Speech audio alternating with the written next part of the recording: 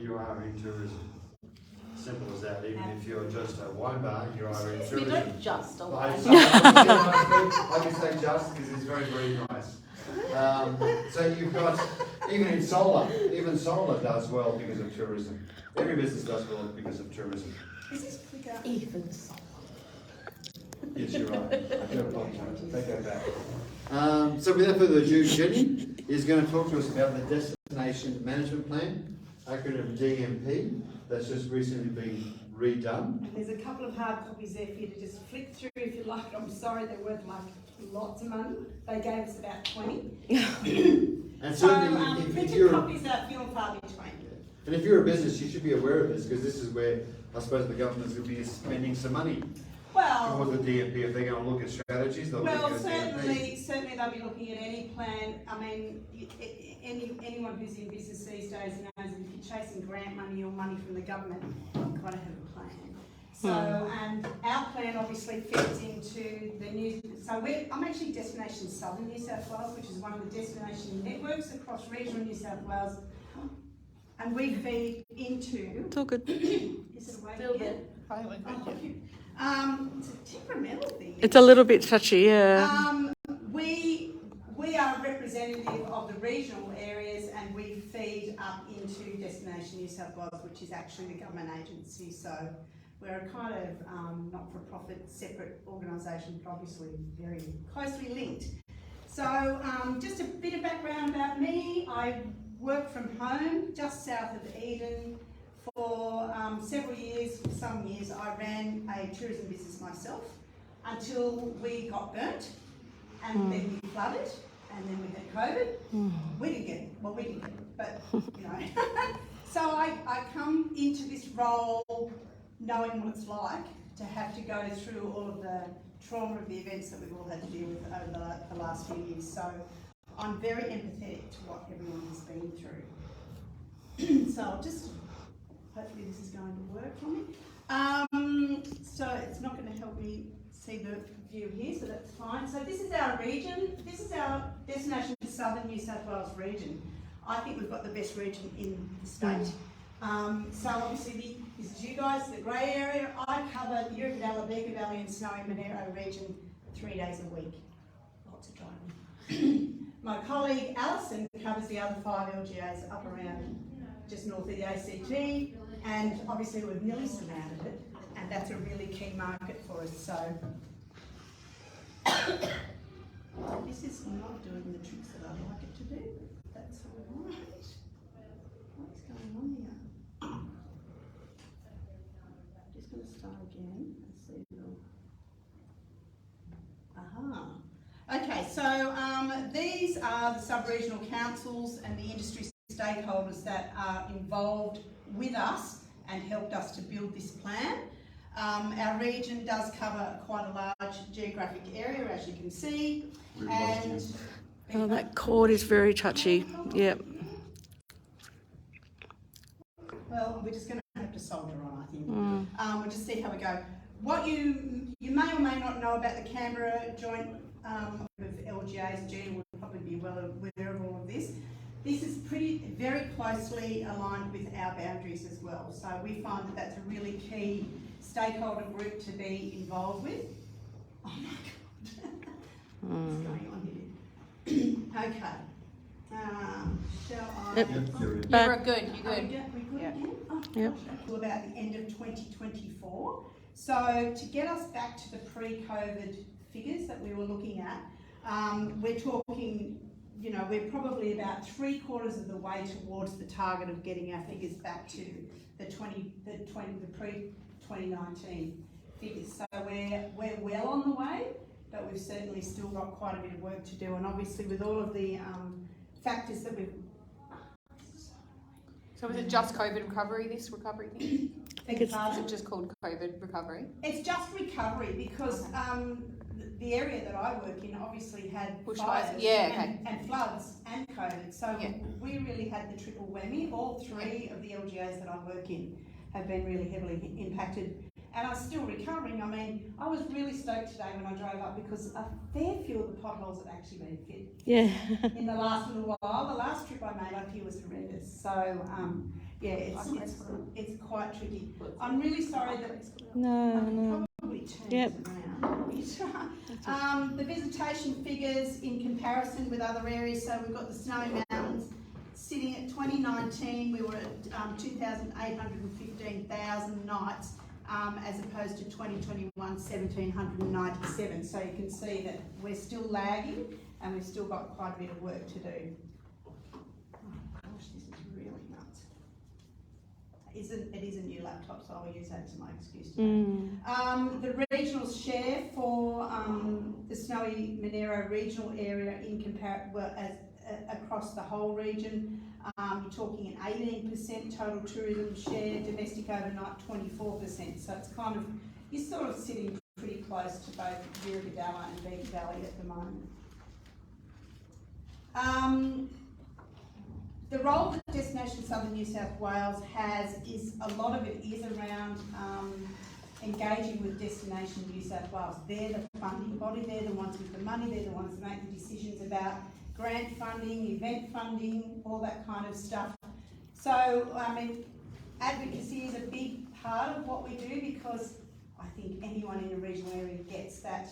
In Sydney, they don't get it often, about what we have to deal with and the challenges about running a business in a regional area. So, for example, after the fires, you may or may not remember there was funding available, you know, emergency funding available for businesses that were affected by fire, but it was only those businesses that were flame affected. So I was lucky because we had all our sheds burned down. But I have friends, I mean, in our area, our biggest domestic market chunk, 80% of our domestic market comes from Victoria. They couldn't get here for 6 weeks. And those businesses were, I mean, I was in meetings where people were literally sobbing because they said, well, what are we going to do? There's just no support. So that was fed up the chain very strongly from all the regions to say, hey, guys, you're not hearing it, you know. You're not Close the town and they couldn't get here. Yeah. Exactly, you know. So so there are some of the ways, and please, if you have a bit of a gripe and you think, gosh, you know, they're not quite getting it up there, come to us. We can do our best. I'm not promising anything, but we can do our best to get word up the chain and try to feed that information back up the chain. Our GM and our chair, well, at the moment we're recruiting a new general manager, but our chair, Richard Beer, attends those meetings of the Canberra Joint Regional Organisation regularly, so that's a really strong advocacy body as well to feed up the chain. Our vision, this sounds a little bit, it's not exciting, our vision for anyone, but really we honed into like what is it that we have to do. So our vision is Southern New South Wales stakeholders working collaboratively to showcase and develop their sub-regions as compelling destinations and contribute to the regional New South Wales $25 billion visitor expenditure target by 2030. Not exciting sounding fun words, but words of action really. We talk also about the values that we hold, and a lot of these are reflected in the term responsible tourism. There are new trends emerging since COVID around wellbeing, care, community, engaging closely with an authentic product and so forth. So those are the values that we're trying to uphold and we're trying to instill into the people that we work with. These are what people are wanting now. They actually care about the fact that your business supports another business locally, that you work closely together as a community. It's really an important value. So in the document we've got a strategic context, we've got the whole of region and sub-region positioning, the fact that we are looking very much at a borderless approach. We're working quite closely with Visit Canberra on itineraries, and I actually need to engage again with a few people around building a new day trip and multi-day trip out of Canberra and into your region. The one that they had on the south coast that I've just had a look at was way out of date. Some of the businesses have closed, you know, since COVID and so forth. So we need to just keep them up to speed. But we're starting to engage much more closely with Visit Canberra, and they're very open to that. And again, Destination New South Wales tends to be like, oh, you know, they're not in New South Wales, and we're like, too bad. They are right on our doorstep. Yeah, they come we here. We need them. They're a really, really key market for us. So it's just nuts for us to pretend they're not there. So the process that we used to develop the plan was very much about bringing all the relevant stakeholders into the room and hearing exactly what they thought should be in this plan. So we had industry, we had councils, we had tourism groups and so forth. I went to a number of the consultation processes and something that comes out in every region, and it's lovely. You've got the butcher paper on the table and you go, righto everyone, tell us why your region is so amazing and that people should come and visit. And without a word of a lie, every single group said, well, it's beautiful and we've got really friendly people and lovely places to stay. It's like, and we were going, yeah, but you need to drill down, you know, because at the end of the day, everybody thinks their place is beautiful and friendly and has lovely places to stay. So we really challenged the group to sort of dig a little bit deeper and go, you know, tease that out, and what is it really that you're wanting to offer? What makes your place different to everybody else's? So there was a lot of backwards and forwards, and then of course you had draft 1, draft 2. I don't know how many drafts we went backwards and forwards so many times. I was like, no, I don't think that sits right, and I don't think that's what they said. So we really listened. So it was basically a collective framework and a roadmap for the region's visitor economy growth, highlighting the roles that we can all play individually and together. The strategic pillars in the document, the road to recovery is number 1. Obviously that's our focus right now, is to make sure that we get ourselves back on our feet and try to get a bit of an even keel in this very uncertain world that we live in at the moment. Build on the brand. Destination New South Wales came out with a new brand. You've probably seen some of it called Feel New South Wales, and it is about embracing the emotion of the memories that you form when you travel, and digging a little bit deeper than, you know, jumping out of a bus and taking a photograph. You know, it's not about that so much as immersing someone into the place that you live and take them on the journey that you have as a local. Showcasing our strengths, and again that's a similar thing, like what is it about your region that sets it apart? Obviously, I know you have snow, but so does Japan and New Zealand and other places, we all know that. So you have to drill a little bit deeper now and find out what it is that you've got that's really going to, you know, cement the want of people to come to your area. There is a focus on world-class events. Obviously there's been some massive events and there's some more coming into the country, but when people come for significant events, I'm a soccer fan, so I'm just so excited about the World Cup soccer coming. But those people are coming from a long distance and they won't just go to the soccer. They'll go and visit other areas. So we need to tap into that, drag them out of and into the regions. But also there's quite a lot of discussion now about significant regional events. What does that look like? How are we going to manage volunteer burnout in events? I don't know if any of you have been on event committees. Divorce material, seriously, so hard. I was the chair of the Eden Whale Festival Committee for some years, and it's hard yakka. It actually consumes you after a while because you're really wanting to make it better. And we've noticed that some of the the event grant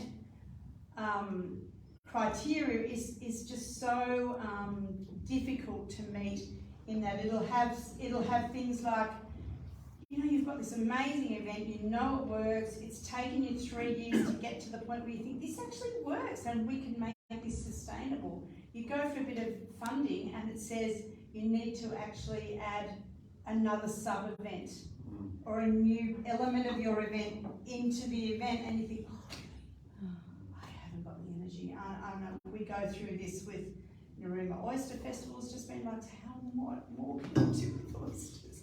Like seriously, it's just so hard.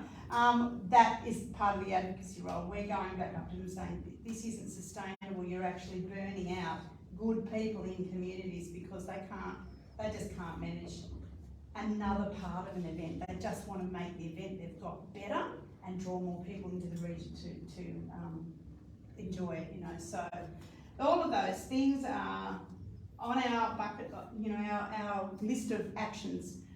Trends that are influencing visitor demand, things have changed since COVID. It's really quite interesting. There's people are wanting to immerse themselves. They want to learn. They'll actually pay to do work sometimes. Transformative travel experiences, green travel experiences, rural experiences. They want to get out into the wide open spaces. They want to do what you guys do on a weekend without realising that what you do is exciting to somebody.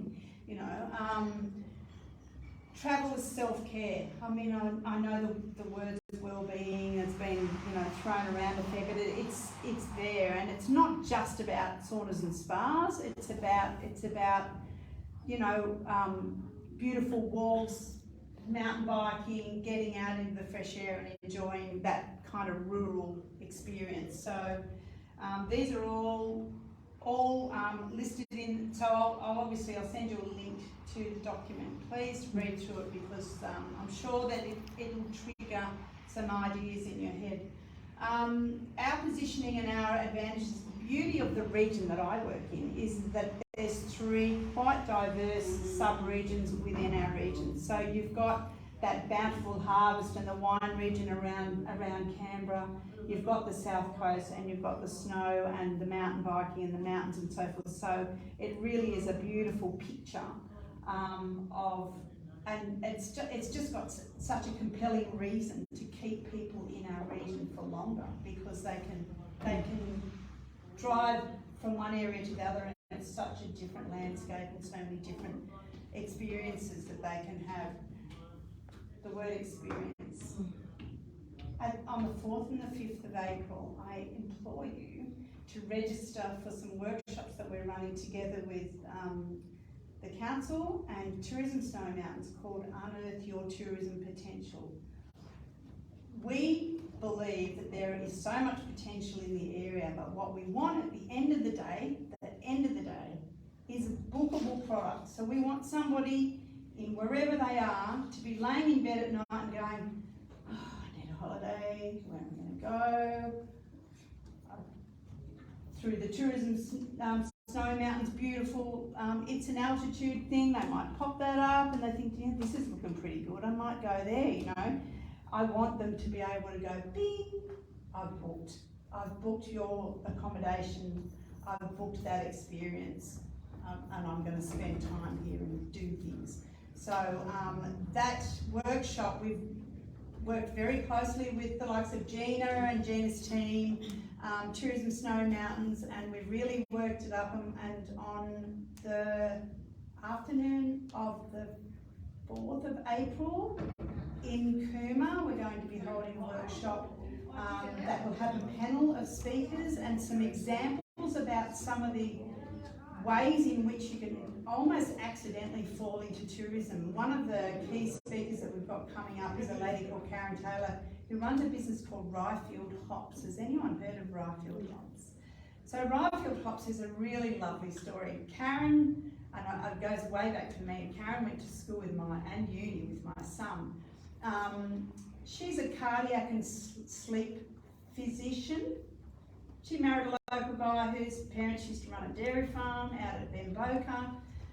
The dairy farm became a hops farm. They started growing hops. They were struggling because they started in 2017. It was getting drier and drier and drier. They were really struggling to get the hops to really go really well. They put some sort of seeds through the hop field, and sunflowers came. Masses of them, like beautiful big sunflowers grew between the hops. And people just said to Karen, oh wow, the sunflowers look amazing, can I come and pick some? Sure, come pick sunflowers, whatever. The next year, people were stopping her in the street and saying, do you still grow sunflowers? It's like, well, we're a hop farm, but yeah, the sunflowers are still growing. Long story short, this year, they sold bookable tickets to people to come out and pick sunflowers, and they engaged a coffee cart and North of Eden Gin, and they had wonderful days where people came and romped through the sunflower field. They actually planted out a new paddock with sunflowers because so it's an accidental tourism product that has now become part of their core business. That's the kind of idea that we want to throw into the mix at those workshops and really get people to think, hey, maybe I could do something a little bit wacky like that with my farm. Agritourism is a really big trend, that's a really growing trend. So there's all sorts of, I used to work with a guy once who said to me one day, always save space for an unsafe idea. So leave that in your head. Please think about the crazy ideas that you might have. Back to our positioning and our advantages, we've got nature and adventure trails, got them in bucket loads. A bountiful harvest of the land and the sea, again, got it in bucket loads. Ancient modern culture and heritage, natural landscapes and waterways, and down our way, cruise, which has become a big thing. Our pillars down here, our sub-region positioning for the Snowy Monero is being invigorated. For the South Coast, celebrate your love of nature, and in the Southern Tablelands, this is country living. But again, the whole lot of them all work together to entice people to get out into the regions and enjoy the harvest that we have. Our vision for the Snowy Mountains area, which was, I think maybe came from Tourism Snowy Mountains. I'm not completely sure about this, but the brand Snowy Mountains, and I know that we are embracing the Monero, we're embracing Bombala, but the brand Snowy Mountains is a key catch cry. People know the Snowy Mountains. It's really up to us and the businesses in the area to start dragging that out a bit further, stretching it out into the Bombala region and the wider Monero region, and really tapping into that wide open space kind of opportunity that has. Our experience themes are basically nature and adventure trails, bountiful harvest, and arts, culture and authentic experiences. I hone in on the word authentic. I went to a great workshop when I was first thinking about starting a tourism business, and I remember the lady saying, so, you all live here? And everyone went, yeah, and she said, why? And everyone went, oh, well, it's beautiful and I can do this and all. And she went, okay, so what do you do on a weekend to keep yourself occupied? Well, the room erupted with like, oh, I ski and I walk and I ride bikes and I do. And she went, right, people will pay you to do that with you. So that's why I started the kayak tour business. I used to kayak all the time. I thought, I went home that day, I remember, and I said to my husband, I might just leave my relatively well-paid job and start a kayak tour business. He's like, oh, really? Great. But, and I have to say it wasn't easy, but 3 years down the track, I was paying myself. I was registered for GST. I remember my accountant going, is this just a hobby, Jen? I went, no, I'm serious about this. And I hoed in and I went to every workshop. I took part in every opportunity that I could find, the Destination New South Wales and Regional New South Wales, and anybody who was running workshops, I went there and I learnt and I networked and I became export ready. I was selling into the international market. So you can do it and you don't have to be big either. That was myself and me. That's it for the first 3 years. And then when I got to a tipping point, I just said to my husband, who was working in the building industry, I need help. And he became an accidental tour guide. He went from concrete into tour guiding, which was hilarious. That used to get quite a few laughs while we were out and about. A really, really key market, Canberra. It's right on our doorstep. Yes, Sydney and Melbourne are important. Obviously, who knows what's going to happen with Canberra Airport? Who knows? But there's a lot of well-heeled people in Canberra.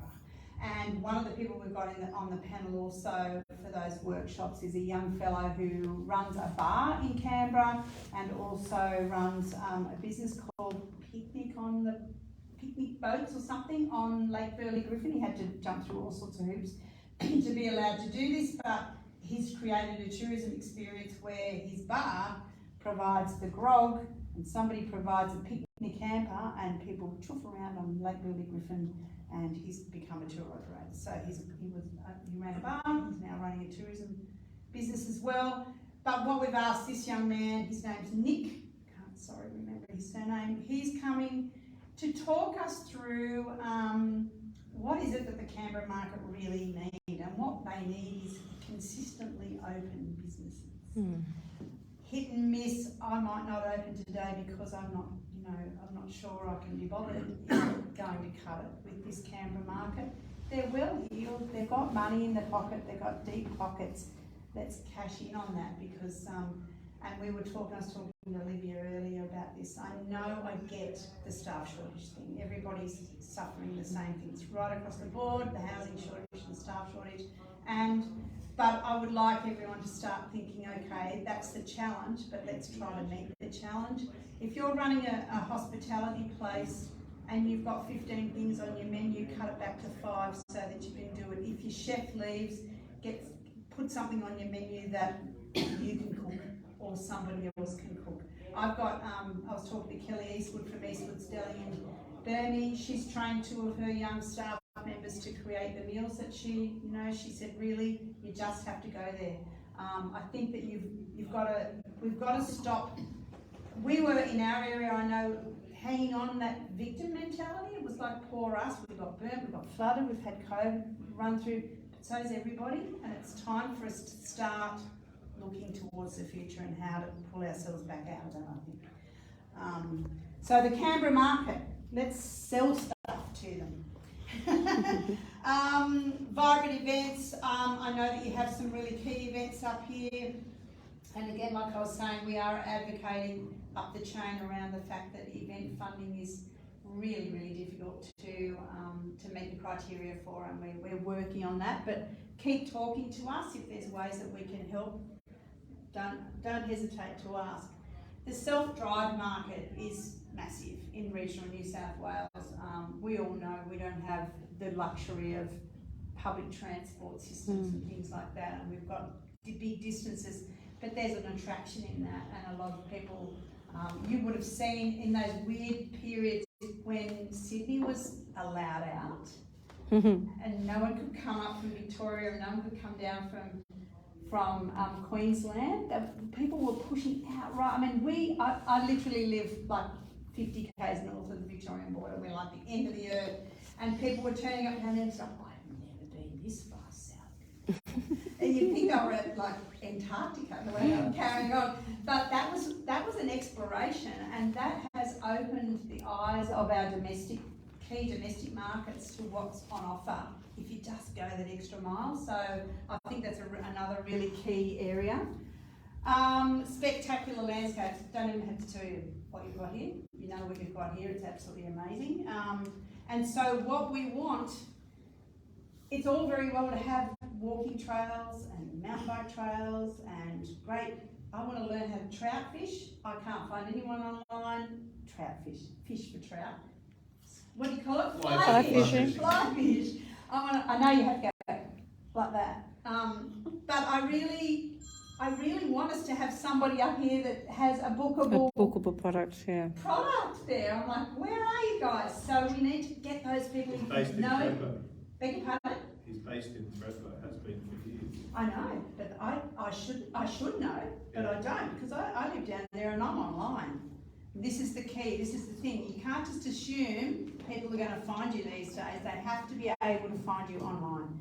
And so if I want to learn how to fly fish, I want to be able to lay in my bed at 11 o'clock at night and go, oh, fly fishing in Thredbo. Oh, it's Joe Blogs, here's how I book that. That's how it has to happen. And it's really, if you want your business to thrive, that is the only way to do it. So, yeah. Trails destination, again, trails, mountain biking in general is a really key trend that we're working on as well. You may or may not be aware that there are mountain bike trails currently being established in Mogo, Narooma and Eden, and they are all due to open mid this year, and we're already working on some sort of strategic approach to make the southern region of New South Wales the mountain biking capital of the country, because we've got a beautiful loop around and up into Thredbo and around this area, I mean, to us, it just seems like a no-brainer. So there's been some workshops already started down there around engaging businesses and trying to make sure that they're aware of what that particularly niche market are after. They love craft beer, they like good coffee, they like to be able to park their bike out the front and be able to see it because they're worth a lot of money. They want to be able to have wash their bike down when they're in your accommodation establishment. They want to be able to lock it up so securely it's like, you know, the crown jewels. Really starting to hone into those particular niche markets and what it is that's going to make your destination particularly attractive to that market, because they're actually quite cashed up. And they bring families. Agritourism. I know I always look at Olivia when I see that beautiful photo of him with his cows. There's a whole bunch of ways that agritourism can be your little shop on the but it can be something that you only offer once a week. It can be 3 hours a week on a Monday. You can go and help Olivier bring his cows in. Do you need some help? But you know, I was lucky enough to go to the Australian Regional Tourism Conference in Ballarat last October, and the very, very first inaugural, would you believe, Australian Agritourism Conference, which astounded me to think that was the first one. There's a lot of opportunity in that space. They had some really great examples of a lot of farming families where the kids really loved their life on the farm and they didn't necessarily want to go off the farm to work, and same with some of the, you know, like the partners, like, so I was listening to someone on the radio this morning about the same thing. I really just wanted to stay on the farm, and she's ended up farming chooks when they used to farm cattle. Anyway, and they're growing, and they're egg producers basically.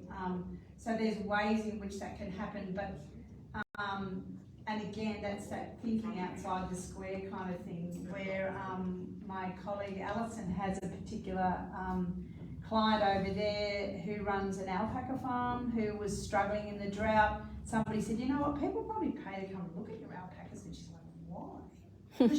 Because you're in there doing it all the time, you think it's normal, boring stuff. It's not to other people. So she tried it, and she's like, oh my God, people actually do want to pay to come and pat my alpacas. Long story short, she's now Blackwell Alpaca Farm, and on the 30th of March, she's off to Sydney to the new product workshop with Destination New South Wales to sell internationally. She's got accommodation on property now. The alpaca production of alpaca wool is secondary to her tourism business. We call her the accidental tourism operator. But you know, these are the things that can happen if you just have a really good look at your life and what you enjoy about living where you live, and think, you know what, I could actually probably take someone on that walk myself, or on that tour myself. And that's what I did with my kayak tours. I just used to put the kayak on the water and think nothing of it. But people said to me, you've always put these amazing bird photographs up and all the rest of it. I said, oh yes, people love it. Take them with you. That's a big part of what we do here. Challenges, always some challenges. Limited trading hours is number one on our list. A major problem right across the board. And again, like I say, try not to. I'm not having a go at any individual business, but if your business can't stay open regularly or consistently, stay open for the same time and the same day every week, so that it's not hit and miss. So, you know, I mean, and I've seen it, I'm a bit unforgiving now. If there's a particular cafe that I really love to go to, and I go there on the day I usually go there, and they're not open for no reason, I'm going to be really reluctant to go back. I'm going to think, you know what, that's wrong. You know, stay open. Even if you can only serve a bucket of chips and, you know, a hamburger, stay open, and stay open consistently. So, another example I use, Montreal Goldfields, a not-for-profit community-run tour down near Bermagui. They are open every Tuesday at 2 o'clock. They have been for years and years and years. They open at 2 o'clock every Tuesday. Without rain, hail or shine, they are there. So, and they may well, if they had enough volunteers, expand it to Tuesdays and Wednesdays at 2 o'clock. But everyone in the region knows that's when you go to Montreal Goldfields. Don't try to go on Friday, they're not going to be there. But at least learn that consistency. Linking and packaging and working collaboratively and building the brand together. It's crazy for everyone to be going off in different directions with all of this stuff, and that's why we've been really keen to engage closely with the council tourism team and with Tourism Snowy Mountains, so that we're all adding strength to our work. And and then just having the discussion with Fiona, who's helping with Business Enterprise Centre. I've now Enterprise Plus, yeah. Sorry, Enterprise Plus. We've rebranded, that's all right. I now know what services that Fiona offers, so that if there's a particular business that I come across that I think, and we've already found one, haven't we, that needs help that isn't in my kind of scope of work, I can refer her on. I think it's really crazy for us to all be off in different directions. We haven't got enough of us, and we need the strength in the numbers. Infrastructure constraints, we all have them in regional New South Wales, in regional Australia, I think. Our job is to try to inspire government investment when we need it, and obviously the housing shortages across the board everywhere, we're all on that. But also to try to get people to invest in their own businesses. And one of the things that we've noticed across the Snowies in particular, there has been a kind of level of complacency around the fact that, look, you know what, we're always full. In winter we're always full. We don't actually need to do anything. But if your accommodation place is starting to get a little bit tired and so forth, and you're not willing to invest to keep it, at a certain standard, eventually you're going to lose out. And the other thing is that if you upgrade and you consistently seek to make your place better, you're going to go get a higher yield business. So you might be able to charge another $20 or $30 a night if you invest in your own business. But just letting it all is not going to help you year round. So that's a really key point as well. Key regional developments, I think that in the Snowies we've got listed the Guthaga to Charlotte Pass Alpine Walk, the Thredbo Valley Track, the Coombe Performing Arts Centre and the Boondieway Gallery in Delegate have all been pretty much completed. But in the pipeline now we've got the Charlotte Pass to Perisher via Porcupine Rocks, part of the Snowies Alpine Walk, the Lake Jindabyne Shared Trail and the Coombe Sports Hub, and then rail trails. Again, the biking, the Monero Rail Trail. I believe there was funding for a feasibility study for part of that? Correct. Yeah. Yes. Yeah, it's stage 2. Yeah, that's right. And was that for just a section of it? Yeah, so they've broken it into sections. Yeah. They've also broken it into shorter trails that go off the towns, Right. so they can develop those parts first and then join it together. But So that provides the infrastructure and that kind of the really key part of that. But what we then need is to unearth the tourism potential. What are you going to do to service the people who are riding that thing? Like if it's a 20-odd K ride or whatever, who's going to give them a coffee at the end? Who's going to give them a feed at the other end? Whatever. Those are the kinds of things that we need to start getting the creative juices thinking about.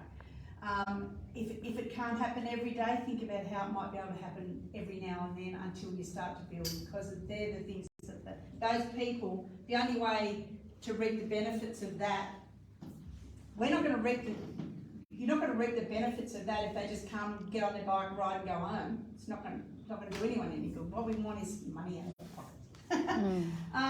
So the recovery phase actions, working with Destination New South Wales to deliver what we call the Destination New South Wales, the New South Wales First initiative. So New South Wales First is a program Destination New South Wales started, which is 3 phases: develop your tourism business, promote your tourism business, and then sell your tourism business. So the develop part of that is encapsulated in these tourism workshops that we're running in April. I'll certainly, through Fiona... Yeah, there's one in Jindabyne, isn't there? Yeah, there's one in Jindabyne Yep. on the 5th of April, Yep. on the morning of the 5th. So we've got one in Bombala on the morning of the 4th, one in Cooma on the afternoon of the 4th, and then one in Jindabyne. And Fifth. I actually pushed for Snow Monero region to get a large chunk of the funding that we'd allocated to these workshops because I could see the need here. Bega Valley Shire Council were able to secure some pretty significant blurb funding, and they were able to deliver a lot of the similar workshops, so we held off there. We're running them in Eurobadalla and Snowies, but we're actually putting a few more dollars into the ones here because we really felt that it's a prime time for us to start scoping out all the opportunities here. Something that a challenge that we really are always trying to work on is getting across the message of the value of the visitor economy. The visitor economy isn't just somebody coming and staying overnight. It's what do they buy while they're here? What experiences do they do while they're here? You know, an example, my girlfriend and I went off to a concert in Bateman's Bay in January in her Winnebago. I'll never do it again. But anyway, off we went. And of course, the battery played up. It's like, oh God, what do we do here? So we go and see the battery guy, and the battery guy was lovely, and $500 later and a new battery later, but while he was fitting the battery, we wandered over to Bunnings, didn't we? And we came home with a couple $100 worth of stuff from Bunnings. So that's the visitor economy. Your tyre guy, he's part of your visitor economy. He's fixing, you know, all the tyres. What else? Potholes. You know, I mean, I said to the guy who works on our tyres down there one day, I said, do you actually think that the tourism industry does much for your business? And excuse the French, he went, shit, yeah. I mean, he said, I've got caravans in here all the time, getting stuff fixed up all the time. Unless you've got those people coming in and out of your town, your business, you know, and you really notice that when things like a pandemic happen and nobody comes to visit. There's no money coming in the door at all. The New South Wales Marketing Toolkit, there's a lot of work being done behind the scenes around making sure that the right content, people have the right content. So Tourism Australia threw quite a lot of money at what we call the NECI funding. I'm not sure how many people in your area, it all happened before I started, but it was the National Experience Content Initiative, and it was basically around getting some really good imagery for small businesses so that they could use those in their social media marketing and so forth. We'll be bringing out workshops all from now on, basically to try to meet those needs and to try to help people to understand the importance of making sure that their imagery is really selling their business in the right way. It's really key. The trails I've spoken about and the itineraries around those, and maintaining a strong partnership with Visit Canberra, which is really key. That is my verbal diary for the day. You know what? It was a whole lot better just talking about it than watching a screen. It really was. Thanks, Jenny. Questions? Anybody? Or comments? Ooh. Really got me thinking about some of those ideas, tourist ideas. Great! Yeah. Please come to the workshops if you can come. I'd really love to see. I mean, and if you're already in a business and you already feel like you've already got it sussed, I'd like your brain to come to those workshops, because it's often somebody sitting next to somebody else who'll go, you know what, you could actually do that, or this, or you could partner with them, or you could get, you know, I mean, I saw, when we had the expo upstairs, the young lady, the Fine Zest. Oh yeah, Collie. Holly? Collie. Oh my goodness. Well, I mean, she came in and she set this thing up and it looked like a ladder. Yeah. And we were all like, what's this? And the next thing she started, all these cocktails were being made and she had Bunsen burners and stuff going. It's like, what is all this about? But she was an attraction. Yeah. It was an experience watching her create cocktails. She's now, I think she was working with Crackerback. She did one up there for Savour. Yeah. So Yeah. they're the kinds of things that it may not be your business, but your business could be enhanced by bringing another business in. Another example is Currajong Retreat down at Burriga, which is just up the top end of the river that I live on. That started out as a goat farm, and when they got there and they were in, they were settling into the goat farm, their daughter moved down, and she sort of said, I reckon we could put accommodation on here. I think we could get people to come out and pat the goats. They're beautiful little Angora goats. I was like, why would anyone want to do that? People love it.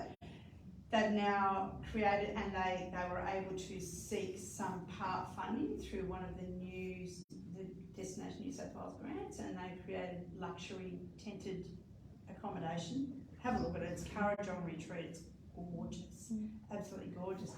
But she now does all sorts of stuff. She's got, people providing picnics in that. She's added experiences to her accommodation, so they can actually book the accommodation, but they can also, on top of it, they can book a candlelight dinner, or they can book a picnic, and they provide them with a rug and a picnic basket and all the rest of it, and they pay premium price for these things because it's an unusual and exciting and just a different experience. I mean, just getting there is an experience for a lot of the city people. They're like, where am I? No, they're driving, and it's kind of in the middle of nowhere, but it's an absolutely beautiful property.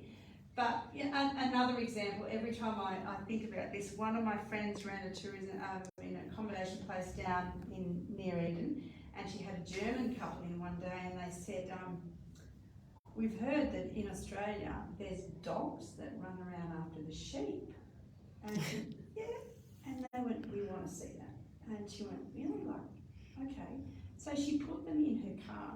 She found someone up near Bombala that had a sheep property, and she drove them up there, and they watched the dogs work the sheep.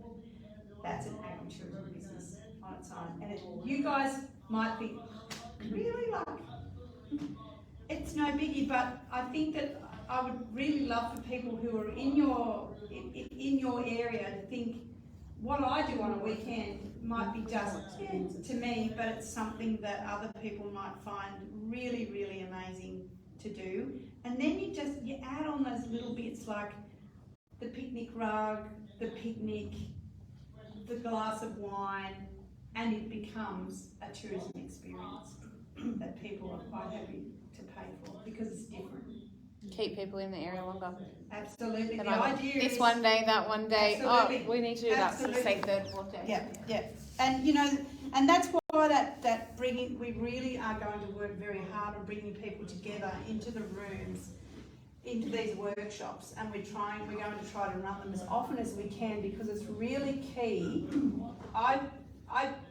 No disrespect to this area, but we've been lucky enough to have a really strong tourism push with some money behind it in the Bega Valley region, and we started pulling people together, and we've built this real camaraderie, and we all work really closely together. And so there's very much a case of, have you been to, like, you're in Eden now, have you been to Tathra? Have you been to Burma? You should go up there, there's so much to see and do. So you build this real strong collaboration that's really, really key. And, when the chips were down and we were all burnt and flooded and all the rest of it, we were on the phone to each other a lot. And to be quite frank with you, my mental well-being could have gone completely under, except for those people who were ringing each other and sort of saying, are you okay? So there's that as well. It's friendship, it's fellowship.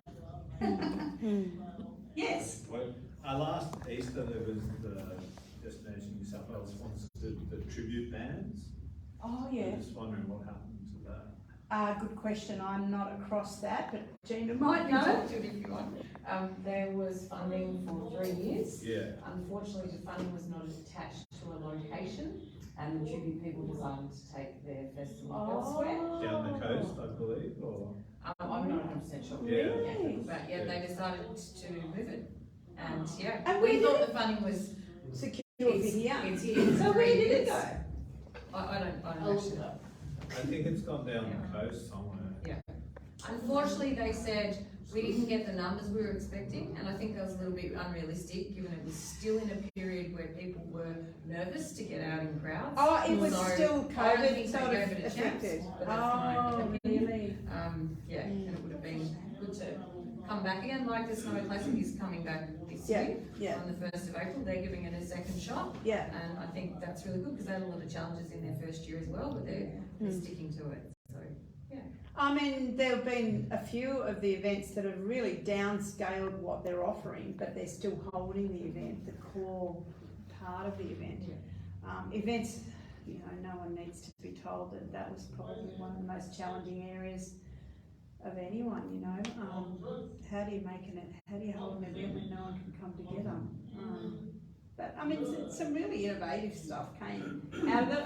Often in a situation like the challenges that we've had, it sometimes really inspires people to come up with a solution. You know, it really pushes you.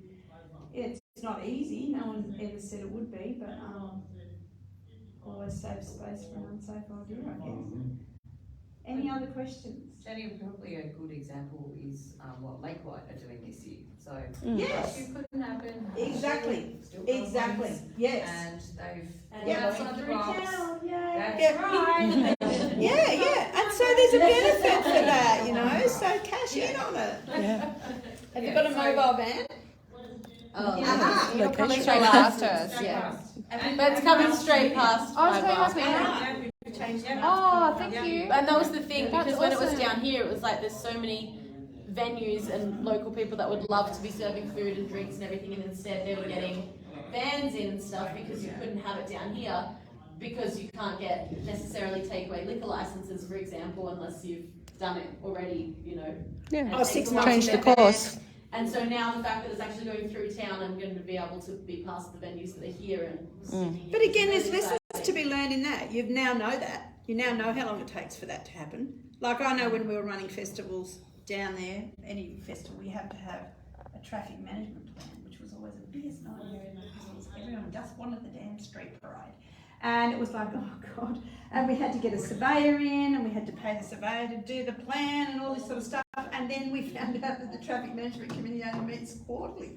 It's like, so if you don't get in way early, but you learn that lesson, and you certainly get it in early the next time.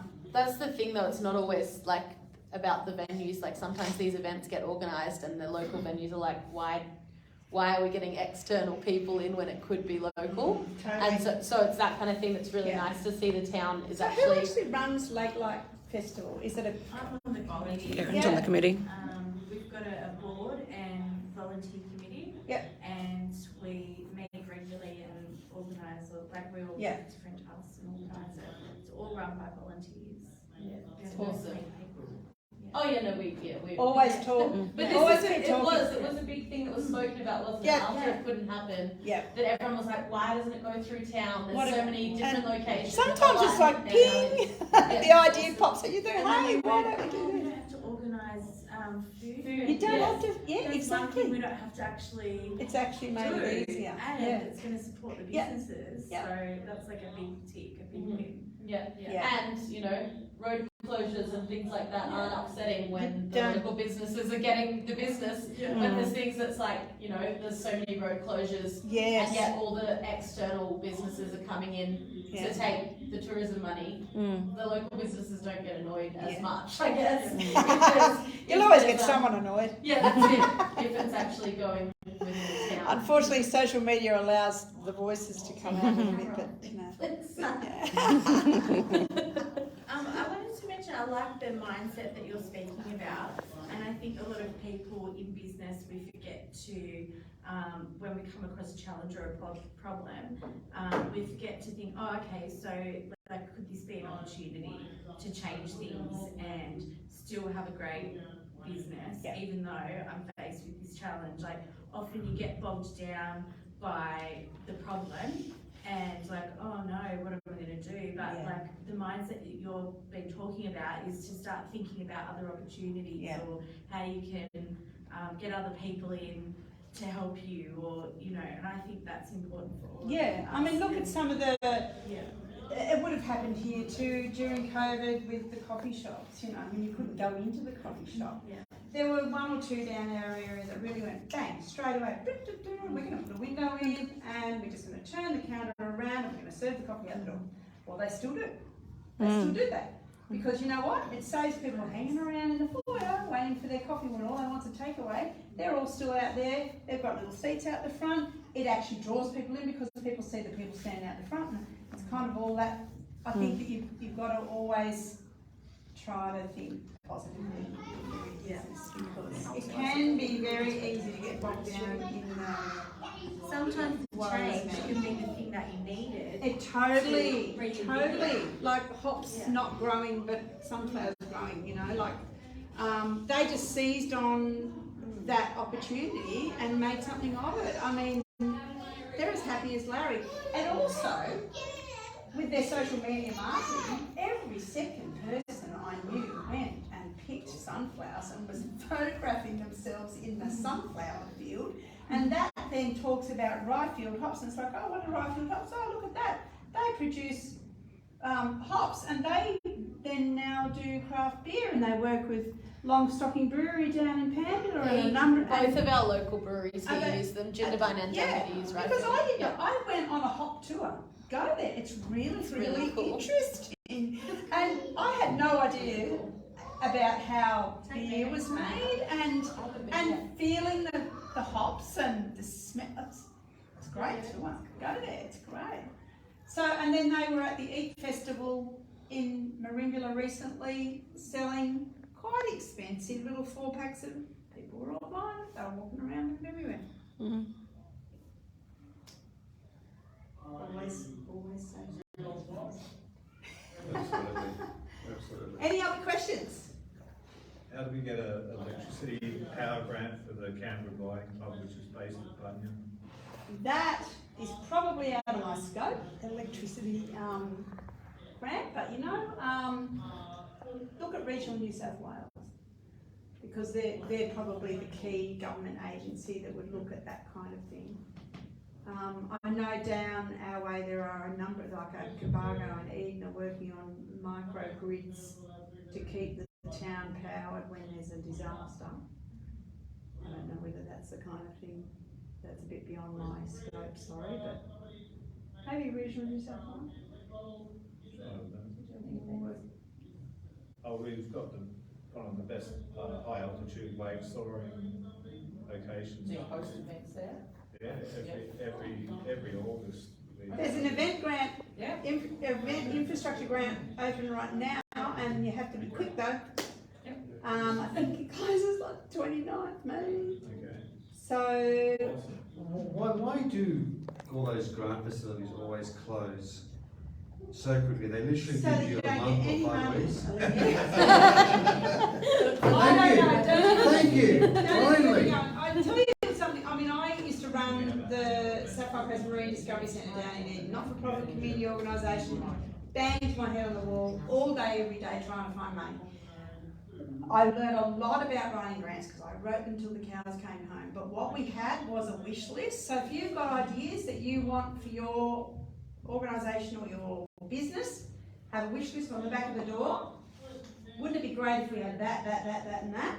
Have a bit of a game plan around that. Like I was talking to somebody today about this. I said if you want to grow, it was an event. Everyone's just suddenly decided they want to have an event. And I said, have you got a plan? No, no. I said, well, you need one. So you need an idea of what it is. You can't just write a grant and go, I'm going to have an event. Please give me some money for it. That's not going to work. What you need is, what kind of event might we want to have in the future? A kids' golf event. All right, have that on the back of your door. A rough idea of what your plan is. 3-day event, kids this age, bring in blah, blah, whatever, and a rough costing against it, and just have it on the door. And so that when the grant opportunity comes up, you go, you know what, that would work with that. But don't go the other way around. Don't wait for the grant to open and go, oh, did you see there's a grant for events? Maybe we could create an event to match the grant. No, wrong way around. Go the other way around. Otherwise, because they are always short, and you have to be almost ready to pitch it from day one. Like, you know, there's another festival down our way that it's well established. It knows what they really have they've got good planning, and they knew. I said to them, all right, you need to tell me what your key objective is, what you're asking the money for, and they went, we're asking it for shade over the dance floor and better staging. That's right. We want to know what your key objectives are. You're going to increase visitation. You're going to bring people from intrastate or interstate. What kind of marketing you're bringing in? Those kinds of things. Because basically, it has to tick boxes out of our plan. If you can go into the plan on page 26, it says we need more blah blah. Well, that's what we want to do. So, all right, great. Write that in your grant. You've got to be. It's never smart to go about grant writing the other way around. You need to have the idea first, because if you have any kind of business plan, I'm not talking about war and peace, if you've just got a one-pager about where you want to be with your business, in that it might be a bit of a wish list. In 5 years' time, I'd like to have a minivan that drives around and serves grog at weddings or whatever. Put it on the back of your door and have it there, and then if the time's right and the grant comes up and you go, you know what, now's maybe the time to do that. And you're ready for it, but don't flip it the other way, because that's just, you may as well. Grants are hard to get, and they're getting harder to get.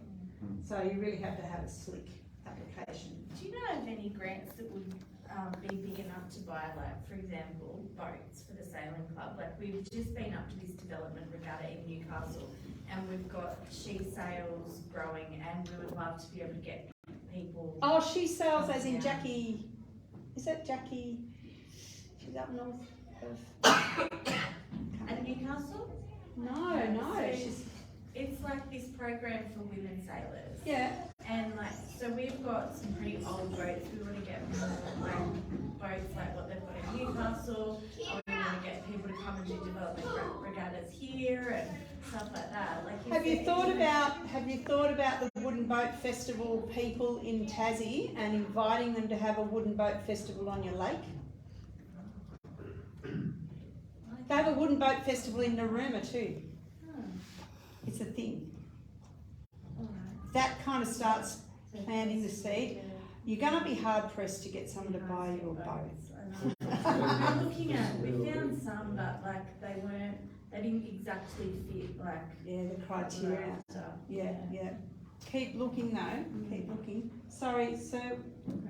You're saying they have a dragon boat festival? Yeah, right. Yeah. I think if you start drawing attention to the place, it would help. No guarantees, but often anything that can be bought and then sold isn't often doesn't attract money. If it's rock solid and bolted to the ground somewhere, if it's something that can be, I mean, we got, when they had one of the fishing restructures down our way, this guy who used to be an abalone diver bought a new whale watching boat, and 6 months later he sold the boat for quite a lot of money, and we were all like, that's government money. And so I think those kinds of things have tightened up considerably. Unfortunately there's often one thing, but There might be something too, like office sport. Facility-based stuff and equipment-based stuff. And especially if you can show how you will grow participation rates through that, then that. We don't hear name boats for women that we're about to. that's definitely, if it's about engaging youth in sport and stuff like that, you never know. always worth. Yeah, and then it's sort of like, I was just thinking with your tourism ideas, like, we'll get people to come out for a day on the lake, you know. Totally, Do yeah. the schools use those boats for school sport? I think so, little optics, yeah, I'd say, I did sailing for school sport when I was. yeah. Yeah, I'm pretty sure they use the optics for school sport, yeah. So maybe if they talk need to the up- school. If they need upgrading and stuff, yeah. Talk to the Go school. through that sport and revenue, all Yeah, that. yeah, because And often, then often obviously they a would be multi-use. able to source something like that a not-for-profit community probably group couldn't. Yeah. Because there's that potential for somebody to make a quid out of it. Upgrading for the kids and then everyone can use them. Yeah. Anyway, so any other questions?